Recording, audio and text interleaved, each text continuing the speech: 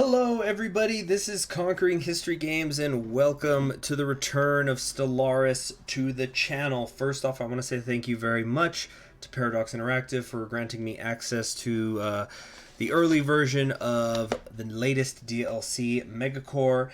And let's first talk about a few things, how this campaign is going to go. First off, this has been a campaign that I think I promised it back in May or something. It might have been May or June when I was playing Hearts of Iron 4 Führerreich.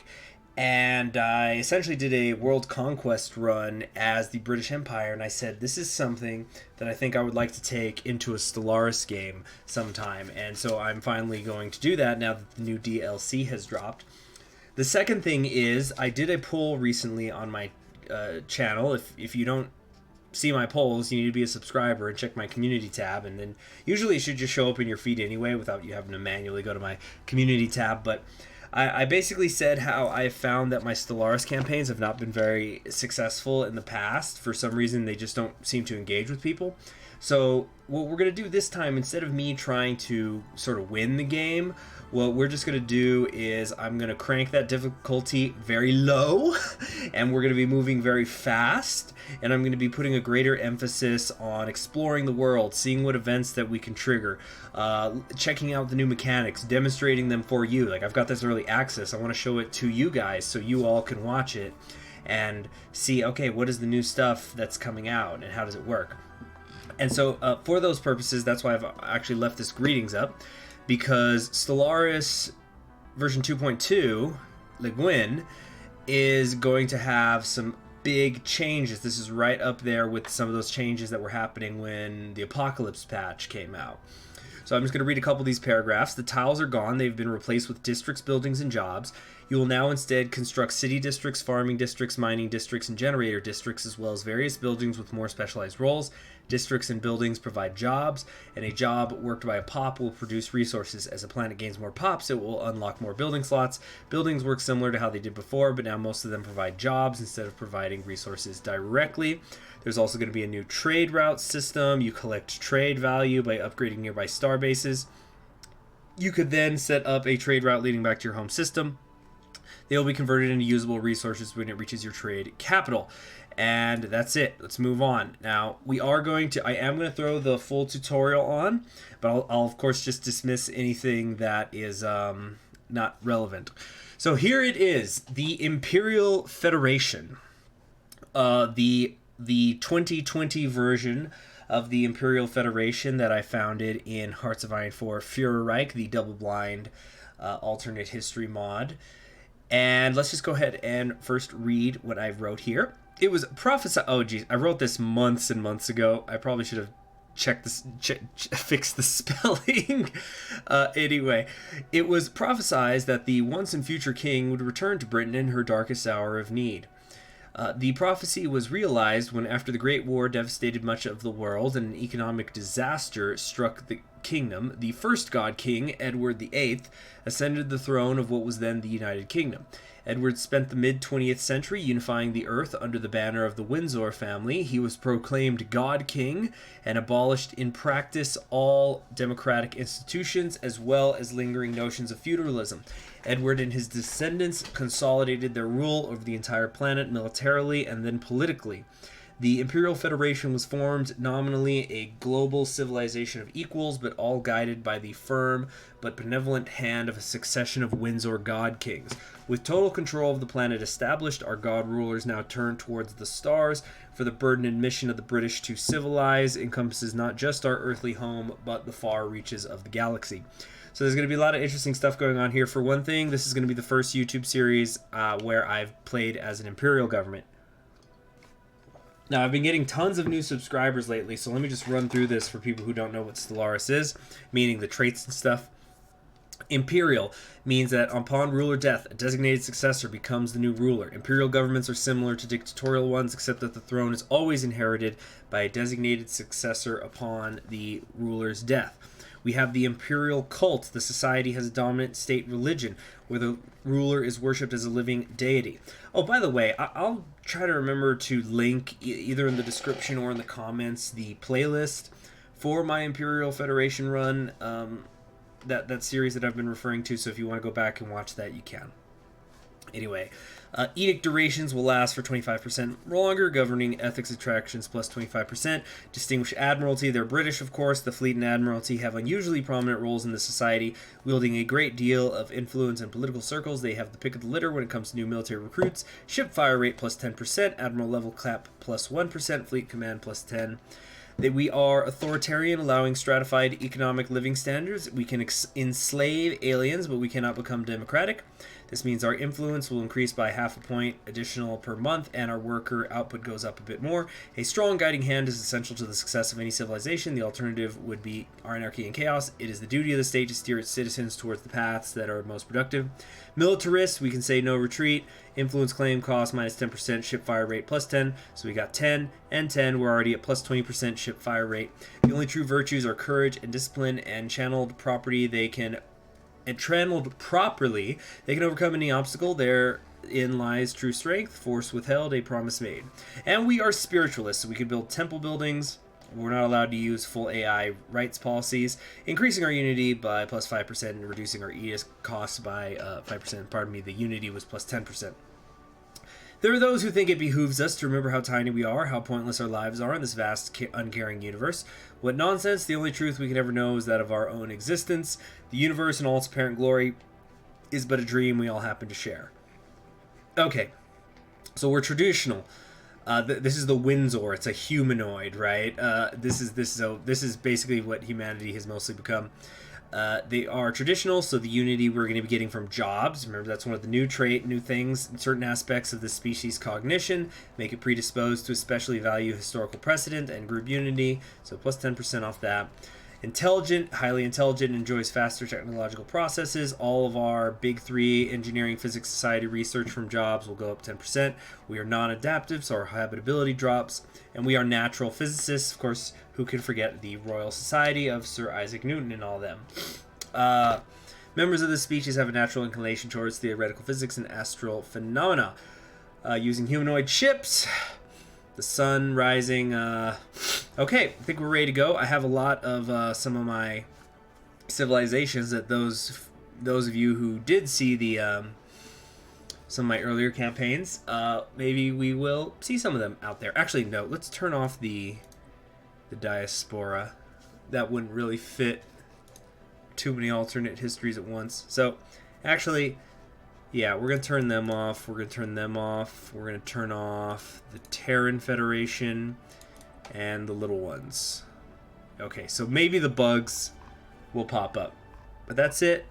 Besides that, let's jump into it. Oh, yeah. So, Galaxy, we're just going to go for a small one. If people are like, I mentioned this in my poll. If this series just goes into the gutter as far as people aren't watching, it's not getting a lot of views, and I'm talking about like it's only getting triple-digit views. If nobody's commenting on it, and the ones that are commenting on it are clearly not even watching the series, they're just commenting for the sake of it, and just if there's a general apathy towards this series, that's it. I'm saying goodbye to Stellaris, never again, because I'll have the fifth time's the charm. You guys don't like it, but for at least this one, this last attempt, if people do like it, of course I'm going to play it a lot more. So for right now, we're just going to go small galaxy size. Small galaxy size, spiral, 2 arms, 6 AI empires. You know what? Let's get like 2 more. 1 advanced AI start, 1 fallen empire, 1 marauder empire. We're going to lower tech and tradition costs to 0.75. Habitable worlds, let's increase this a little bit. Let's get it 1.5. Primitive civilizations is fine. Crisis strength will make it a little weaker. Mid-game year, in-game year, difficulty is cadet. Now I'm putting it at cadet because I was looking this up, and apparently, I guess I was misunderstanding how it worked. I thought that, like, what was it? Commodore was middle of the road, meaning there's no bonuses or negatives but from what I was seeing online, unless they change it in this patch, that cadet is actually everybody gets the same amount of everything, and anything stronger than that, the AI is getting bonuses. I don't know, but as I've said before, and as you voted, we're just going to go super easy so we can explore. Scaling difficulties off, AI aggressiveness is normal, empire placement random, advanced neighbors will be off, hyperlane density, abandoned gateways, and wormhole pairs are all fine. Guaranteed habitable worlds is 2. Iron Man mode. Why are we? I'm trying to remember what it is, but we're not eligible for it. So we're gonna. I don't remember which of these that I changed makes that. I think it's the tech because I changed that. But anyway, I don't like to do Iron Man mode most of the time anyway, because then what if something happens during a recording, then I can't go back in the save file and fix it. Okay, I know it's been 10 minutes and we haven't even got started, but I guarantee you we're going to be moving quickly. Also, I'm not going to, on a case-by-case basis, be talking about every single change that's happening in it at once. So we're just going to be moving fast so you kind of know what's important. So that way I'm not going to be talking about something that's not important when, like, we could be playing more, when it's something that doesn't come up until mid-game, right? So, Edward, this is apparently a man, Edward the 30th. Oh, yes, yeah, tell me everything, full tutorial, thank you very much. Okay, first things first, we're gonna, I know that, we have to survey. Let's go. So this is Stellaris. Let's check out where we are. Okay, we're in one of these arms of the galaxies. Kind of, not quite all the way on the edge, but sort of placed 2/3, I'd say, through this spiral. Kind of an interesting zone. Maybe we can try to come over here towards the tail, but I think I'm liking the placement. It's not too dense or too sparse. Okay. Research speed's always good from administrative AI. Pop growth speed is also always good. And army damage, mineral from jobs, plus 5%. Okay, cool. We got some good rolls there at the beginning. Let's take one of our science ships and get it surveying the other... Oh, they kind of changed the mineral logo just a teeny bit, I think. Nice. Okay, let's get surveying in... We're going to go this direction first. But we're going to go to our shipyard. Let's build another science ship. I probably want to get like 3 going. Then again, there's other things I could be spending money on. Let's grab our construction ship. And... Okay, we're mining that. We're mining that. Here we go. Finderband's Outpost. We're going to build a mining station. By the way, here is our home sun of Edward, the K-class star. And Windsor Prime is our continental world. So this is the new district and buildings and system stuff. This is the resource production, as you can see we got going on here. There's a whole lot of information. Let's not get too caught up in it right now. Let's just keep moving and start the game, start exploring, start finding anomalies, start finding all sorts of fun things. Yes, hyperspace travel. Okay, Saint Faltnar the 30th is the new heir to our empire, and we'll take the throne when our current ruler dies. Okay, the science ship is done. Let's assign a leader. Look, as you can already see, I'm going much faster than I usually do. Okay, recruit. What do we got? Research speed? No. Research speed, military theory. None of these things are really amazing. I guess let's... Oh, we don't have enough energy right now. We're going to need 200 energy. We've already found a strategic resource. That's awesome. During the survey of T1, T9... 984, the Poor Sam the Shadow discovered deposits of rare crystals. These crystals have properties that make them extremely effective at focusing laser beams, and they are also a critical component in most advanced electronics. In addition, many cultures treasure them as decorations and adornments. While we do not yet possess the means to extract this resource, we should seriously consider establishing control over the system for future exploration. Okay. Very cool. So yeah, we already found something here in the Hadnock system. Very good. Very good. So yes, Saint Folatier here. I don't like that. Let's call him George. Or is this a girl? No, I think it's a guy. Alright, our mining station is complete. We also have energy, so we can now hire us a new leader for our science ships. I guess it doesn't really matter which one we go with. Let's just, you know what, we'll go with the Maniac. Assign them to the ship. Come back out to the galaxy here. And start surveying in this direction. This could be perhaps a really good place for, a strong citadel. Oh, that's going to take too long to survey that area. Now, you're going to notice up here in the top left, they've really changed how the resources look. You've now got alloys that are used to construct ships and star bases, things like that. You've got consumer goods. A lot of the logos are different. Influences here, Unity, physics and research, and then you've got some other special things that, I think we can customize this. There's ways that we can do that later, but a lot of information up here. We're going to go into it when the time comes. Let's grab ourselves this energy mining. Let's mine some of that. Okay, and keep going. All right. Excellent, excellent. So, would have been a dream only a generation ago, and we're already spreading around. This is a routine anomaly, something about energy readings. Let's go check that out. And we're able to get our first tradition. So, this is kind of tricky. What do we want to do? Now, I know people are always saying expansion, expansion, expansion, expansion. But, you know, sometimes there's fun you can have in different ways. Having said that, we are expansionist, and we do want to expand. We could go discovery, anomaly research speed, survey speed, research alternatives. I think we actually will go expansion. Now, usually I don't do that, but we will this time. Colony development speed increased by 25%. So that doesn't help us right now, but the thing that I'm really interested in is starbase influence cost being reduced, because we're going to start expanding here soon. Now we're getting plenty of minerals going. Let's build another science ship, I'm thinking, and then maybe we'll work on our military just a little bit. Looks like there is oh my goodness gracious. Oh, God has spoken. The God King has spoken. He has blessed us.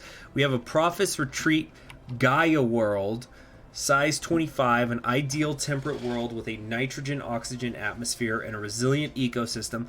Optimal conditions for all known higher forms of life at different latitudes. Wonderful, wonderful, wonderful. Okay, so we need to... Jeez. Okay, the instant we've got another... the instant we're able to get it going, we're going to start that next tradition. We are going to start heading over here with our star bases. That is awesome. I don't think I've ever rolled a Gaia world out of the gate. Okay, so in order to build the colony, we're going to need another 113 alloy. We're getting 11 at a time now, so it is going to take over a year for us to do this, so not really much of a rush. We're just going to have our construction ship hang tight. Okay, get researching that. That looks like it's pretty simple. Let's just get you close here to the hyperlane. And as soon as we got the tradition to do it, we're going to go. Although, let me come down here to the planet of Edward. Not the planet of Edward. Over here to Windsor Prime. I do want to build something here quickly. So you see, we have these different buildings. And as you can see, they do different things. So, for example, planetary administration. 3 energy upkeep gives us +1 enforcer job. 5 housing, 5 amenities, 2 administrative jobs. The administrative jobs are providing us with unity and amenities. The enforcers are giving us unity and lowering crime, as well as spawning the defensive armies, which we have down here in this tab. So, you know, this is really great looking, I think, this new tab system. Whoops. But anyway, for the purposes of what we're doing here, I wanted to see... See, we have the upkeep for unity. We can do stronghold. Precinct houses gives us 2 more enforcers. Luxury residences. Can I not build a monument anymore? You see, I'm learning this right in front of you guys. I could spend some minerals to create an alloy foundry. And this converts minerals into alloys. That's what they do all day. It's only going to give us it's a +2. It's not much, but it is something. And look, you can like, what do you call it? Filter it. So if you want something specifically in manufacturing, artisan jobs, unity. I think we're going to do the unity. Gives us 2 priest jobs, more spiritualist ethics attraction, which we are. Priests turn consumer goods into unity, societal research, and amenities. Yeah, let's build a temple, because we don't have one yet already, right? We got research labs, alloy foundries, civilian industries, and the planetary administration. Okay, let's build one temple. We'll get that going. We have Jonar, our governor here, who gains experience quicker. All right. While approaching the Bivram 3, His Royal Majesty Osana, the founder, suddenly received a glancing hit by several passing mass driver rounds. The projectiles were billions of years old, and based on their trajectory, they appeared to be stray rounds fired from a neighboring galaxy. After missing their intended target, they continued on their journey for untold millennia. Until today, the rounds we have recovered are of advanced design, despite their incredible age. Incredible. So we just got a little bit more engineering research going on there. Okay, great. Contact report remnants. The Imperial Federation is abuzz with the news of alien remnants found by the His Royal Majesty Osana the Founder. Remarkable. Okay. So I haven't seen anybody yet. We do have a science ship here that's not doing much. Let's grab another person. What do we got? Military theory, military theory. Okay, fine, whatever. Let's just get him. And we'll have you start hitting some of these areas closer to home that we're skipping for the moment. Okay, off they go. We can do a research station. All right, I already know how to do that. Thank you very much. But I'd love it if we can get a colony going quickly here. 200, just a couple more months to go. Alien mural has been found. We can now do that special project. Leaders gained a level. Okay, we're just waiting one more month so we can get the colony ship going. Terrific. Select the colonists, Windsor. Oh. Planet. As our science ship scans the surface of Prophet's Retreat, oh, that's the Gaia world, it becomes quite clear it has found something out of the ordinary. Prophet's Retreat has conditions unlike anything we've ever seen before. It will surely come across even more irregularities like this as we survey new planets and should not underestimate their impact on our expansion. So there's a modifier on it now. I'm not sure what that is. Well, let's see here. There's no rare planetary features. It is a holy world. It is it is considered sacred by a nearby fallen empire. Colonizing it will anger them greatly. Oh, okay. Okay. Well, let's have to get over it, won't they? But yeah, we got these guys working here. This guy's already at a skill level 2 out of 5. That's excellent. Let's keep surveying. And maybe we will find this apparently close by, Fallen Empire. Good, the next tradition is available. New colony start with 1 additional pop. You know what, that's great and all, but I really want the star base influence cost reduced. So let's do it. Now, construction ship. Let's have you come over here. Build a star outpost, and then... Oh, we're a little bit short on the influence. That's fine. Okay, Windsor Prime finished up that temple. Great. So we cannot build anything else now because we need to have 25 pops here. And currently we've got 24. So we're working on it. Blocked features. We've got some blocked features on the habitable planet. It must be over here. Prophet's Retreat, right? We take a look at it. Is it here or somewhere else? Or is that back home?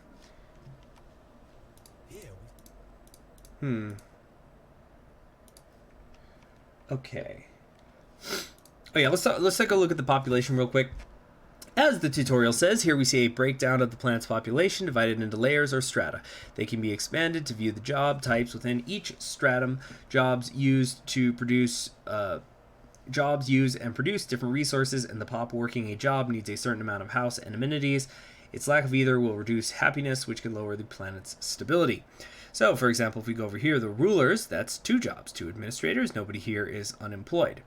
And it shows the production that we're getting out of them, so, unity and things like that. Upkeep is 2 consumer good factories and 2 fruits. The specialists here are divided into, we've got some artisans, an enforcer, a metallurgist, a priest, and a researcher. And again, if we just go over here to production, we see everything that they are doing. Their upkeep is, let's see, the researchers cost 4 consumer goods, the metallurgists cost 12 minerals, and so on and so forth. And then finally, we have the workers here at the bottom. These general laborers form the backbone of industrial and agricultural production, manufacturing, and basic services. Got a couple clerks, 3 farmers, 4 miners, and 4 technicians. Nobody is, upset. We got our pie chart here, pop assembling capacity. There's no migration going on. Now I think this bottom left part, no, it doesn't quite stay the same, but you can do some different things here. Corporate authorities can establish some branch offices here. Maybe we'll run into one over the course of this campaign. We'll just have to kind of wait and see on that. Anyway, everybody is working, right? Construction's complete over here. We are getting an awful lot of minerals. Kind of makes me wonder what I could do to work on it here. We got planetary administration here. Habitable worlds, event survey chain is always nice. You know, maybe I should just build another. Do I dare go for a 4th science ship? You know what? Let's do it. We're going hard. All right, through hard work and experience, Governor Jonar has developed new skills. That would be our home planet's governor. Great, so this construction guy is done. Why can we not do this? Oh, we're a little bit short on the allies that we need to build the starbase, but let's at least move our construction ship over there so we can get that done as quickly as possible. But oh, over here we have another habitable world. Interesting. So, planetary features of this Prophet's Retreat. We have a searing desert, frozen gas lake, tempestuous mountain, prosperous mesa, rich mountain, and some black soil.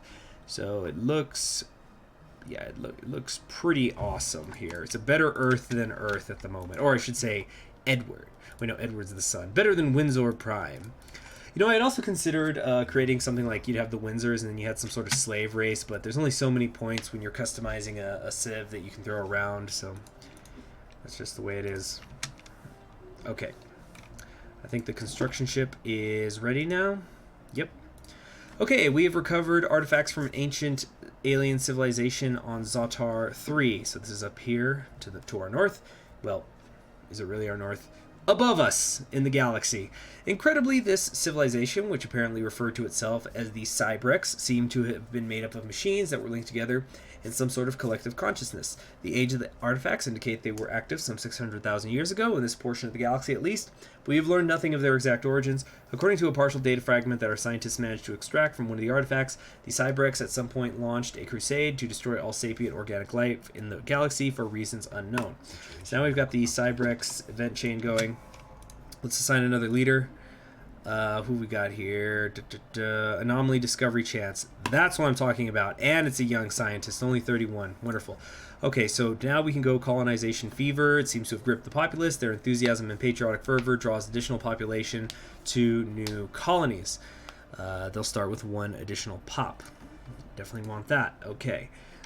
So did I ever end up building that colony ship? No, I didn't. That's okay. You know, we could always send it to the north if I do decide to get nervous about this. Doesn't hurt to keep my options open. So what we're going to do is we're going to have her going around, just research this project over here and get working on some other things here, there, everywhere. Okay, everybody's keeping pretty busy. Still have not run into anybody. We're a bit of a long way from any nebulas. Yeah, the closest one is down here to the south, Miasma. Okay, cool. That construction ship is done. And now, as long as he is here, well, we also have, oh, we have something of trade value. Missing alloys, but how about in the meantime, well, as long as you're here, build a mining station so we can get some more energy. Let's see. Oh, we now have 25 pops here, so we could do another building if we wanted to. I don't know what it would be, though.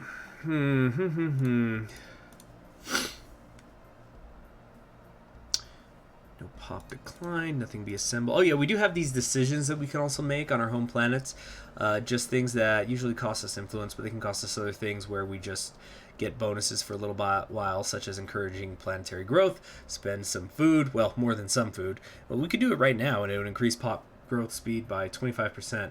I'm actually slightly tempted to do that, but I really should stop spending alloy since I want to get a colony ship going, and that's the main thing that we are short on at the moment. Potential colony. Pardon me. Solar Sailor. Where's this at? Okay, this is below us. We have discovered an abandoned solar sail ship in orbit around Grunthurst 2C. Okay, so this molten world here. The sublight vessel was built by an unknown culture and appears to be 7,000 years old. One of the massive sails has a large tear where some kind of object passed through, most likely a meteoroid, which appears to have disabled the vessel. Although the technology of the ship is severely outdated, it does possess some interesting engineering design choices. An interesting, albeit primitive design. Bit more engineering research, that's always nice. We got a routine anomaly, let's go check that out. Alright, Just clipping right along, aren't we? And we got all our new stuff over here. 8 months until we can get another tradition. I think in Starbase upkeep is what we're going to do next. Alright, this is done. Could build another Starbase. Grab this trade value item. Possibly. Some nice physics research up here too. And oh yeah, we're not able to build a mining station here, right? We don't have the technology for it. Got some odd readings. That's right, another anomaly. We'll figure out something to do with it later. But thanks for joining me. I'm Conquering History Games. I hope that you are enjoying this preview of Stellaris. Thanks again, Paradox, for granting me early access. And in the next episode, we're going to just keep moving fast, so that we can hopefully run into somebody else soon. And let me know in the comments if there's any particular parts of this new update or the DLC that you want me to talk about or try to explore, and I will try to do that. Thanks for joining me. Subscribe if you haven't already, and click the bell so you're always notified whenever one of these videos goes up. Hail the God King Edwards.